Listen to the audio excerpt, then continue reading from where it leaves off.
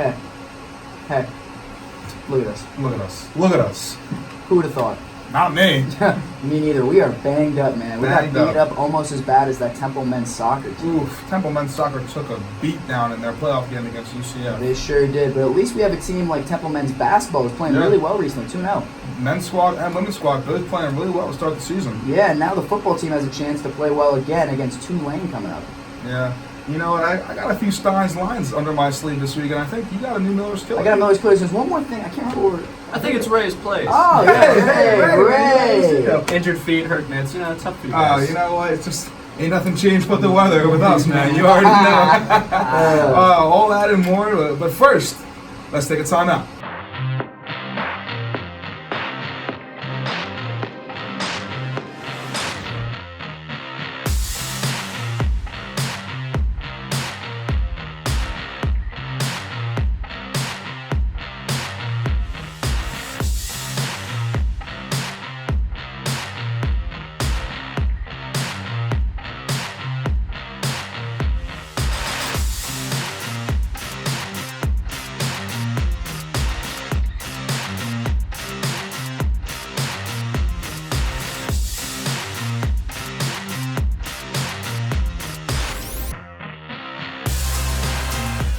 Hey, did you get it?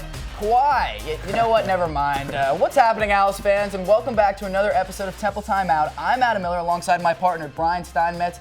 And Brian, we have more in common than usual today. Absolutely, Adam. Welcome to the IR, my friend. Wednesday night, Adam suffered a foot injury at his semifinal flag football game, and right now the severity of the injury is unknown, but he's day-to-day and looks to be in good shape. Okay, who put that in the prompter? Because that's just not true. That foot is tender as a raw chicken breast, and he is hurting, ladies and gentlemen. But keep it locked on Temple Timeout to stay updated on Adam's injury. Yeah, and a recent development in Steins' injury has just come through the studio, which reports that he has a few torn ligaments in his ankle and will need surgery. Much like my injury, there's not a set timeline for his return right now. If you've ever seen like shredded mozzarella, that's what's in my ankle right now, some shredded ligaments. But my doctor will take care of that in the coming weeks. We'll see. Adam, I don't know about you, but something tells me that we wouldn't even be able to hold our own against the Temple football team. Yeah, speak for yourself, Brian. I mean, I've been waiting for my shot, and once I heal up, I'm going to be sending my flag football highlight tape to Rod Carey. But unfortunately, I don't think I'm going to be able to make it to play this weekend against Tulane.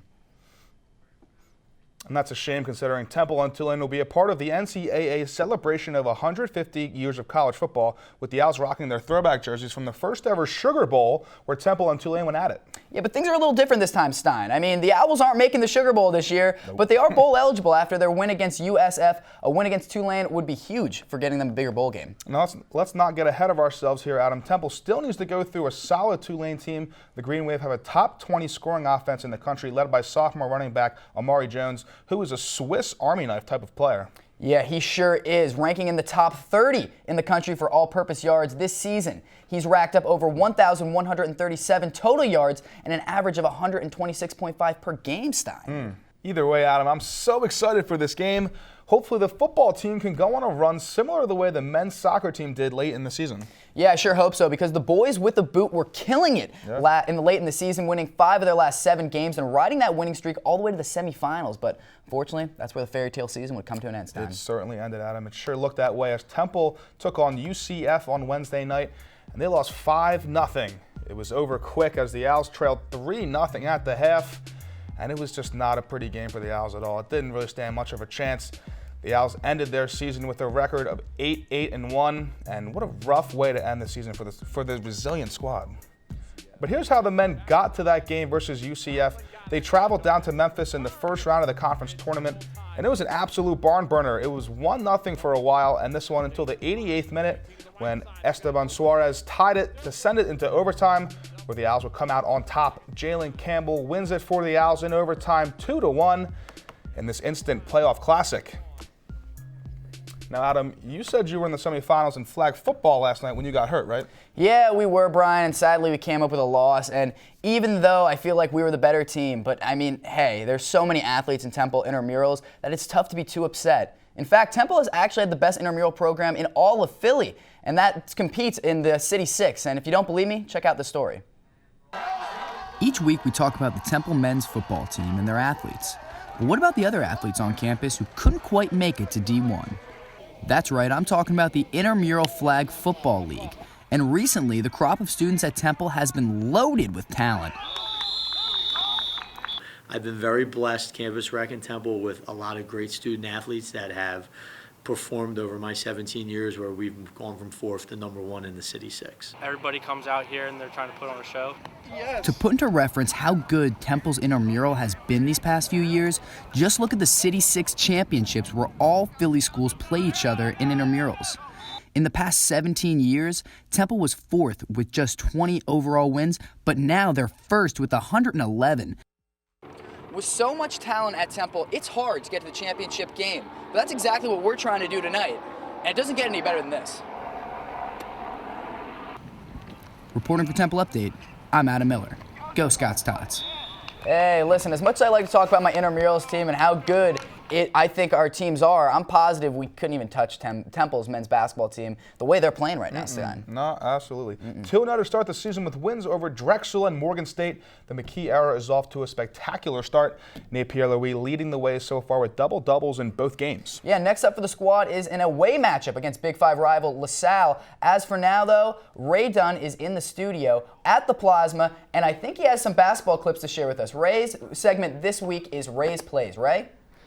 Hey guys, it is all about the Pierre-Louis brothers today. And my Rays plays are the 5 best plays you're going to see from them against Morgan State last Saturday. Very nice for both of you to be back on desk, of course, but we'll get to my segment right now. Let's roll it on with the 5. Looking here at Nate Pierre-Louis reaching in the cookie jar and then ditching it out. That's Damian Moore getting the finish there on the beautiful steal from Nate Pierre-Louis. And now here we have an and 1 finish for Nate Pierre-Louis. He's from Plainfield, but there's nothing plain about the way he finishes through contact. That's one. Now, this is not Groundhogs Day. You're seeing the same thing twice here. Nate Pierre-Louis, another and 1 finish for him through contact once again.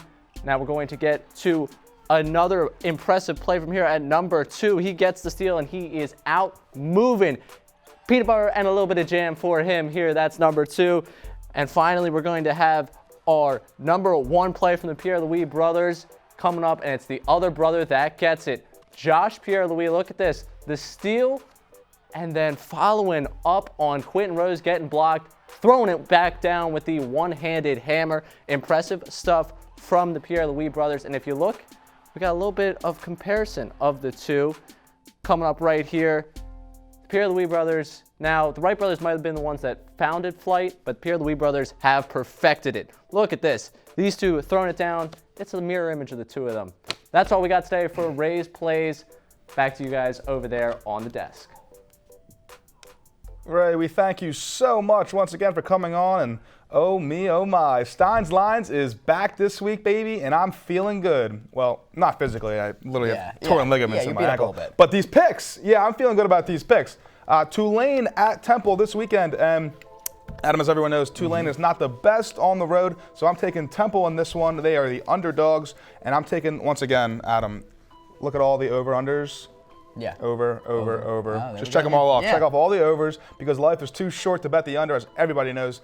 So I'm going Temple, Navy at Notre Dame. I'm going Navy in this one. I think Notre Dame is they're a little shaky in the second half of the season. Okay. I think Navy on the road will cover, not necessarily win, but I think they'll cover.